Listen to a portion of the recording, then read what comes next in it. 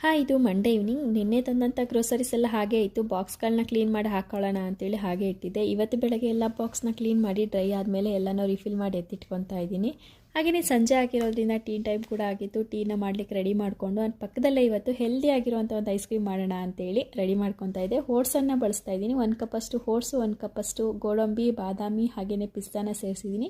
ಸಕ್ಕರೆ ಬದಲಾಗಿ ಇದಕ್ಕೆ ಡೇಟ್ಸನ್ನು ಹಾಕ್ಬಿಟ್ಟು 1.5 ಕಪ್ಪಷ್ಟು ಹಾಲಲ್ಲಿ ನೆನೆಸಿಡ್ತಾ ಇದ್ದೀನಿ. ಸುಮಾರು ಒಂದು ಅರ್ಧ ಮುಕ್ಕಾಲು ಗಂಟೆ ನೆನೆಸಿಟ್ಟು ಅನಂತರ ಇದನ್ನು ಚೆನ್ನಾಗಿ ಗ್ರೈಂಡ್ ಮಾಡ್ಕೋಬೇಕು. ಸ್ಮೂತಾಗಿ ಪೇಸ್ಟ್ನ ರೆಡಿ ಮಾಡ್ಕೊಂಡ ನಂತರ ಅದಕ್ಕೆ ಸ್ವಲ್ಪ ತೆಂಗಿನ ತುರಿ ಅಥವಾ ಕೊಬ್ಬರಿ ತುರಿಯನ್ನು ಕೂಡ ಆ್ಯಡ್ ಮಾಡ್ಕೋಬೋದು. ನಾನಿಲ್ಲಿ ಡೆಸಿಕೇಟೆಡ್ ಕೊಕೊನಟ್ ಹಾಗೆಯೇ ಕಾಫಿ ಪೌಡರ್ನ ಬಳಸಿದ್ದೀನಿ. ಈ ಫ್ಲೇವರ್ ಬೇಡ ಅನ್ನೋರು ಚಾಕ್ಲೇಟ್ ಸಿರಪ್ ಅಥವಾ ಕೋಕೋ ಪೌಡರ್ನ ಆ್ಯಡ್ ಮಾಡಿಕೊಂಡು ಬಾಕ್ಸ್ನಲ್ಲಿ ಹೇಟೆಡ್ ಬಾಕ್ಸ್ನಲ್ಲಿ ಹಾಕಿ ಒಂದು 8 ಅವರ್ ಇದನ್ನು ರೆಸ್ಟ್ ಮಾಡಲಿಕ್ಕೆ ಇಡಬೇಕು ಫ್ರೀಸರಲ್ಲಿ.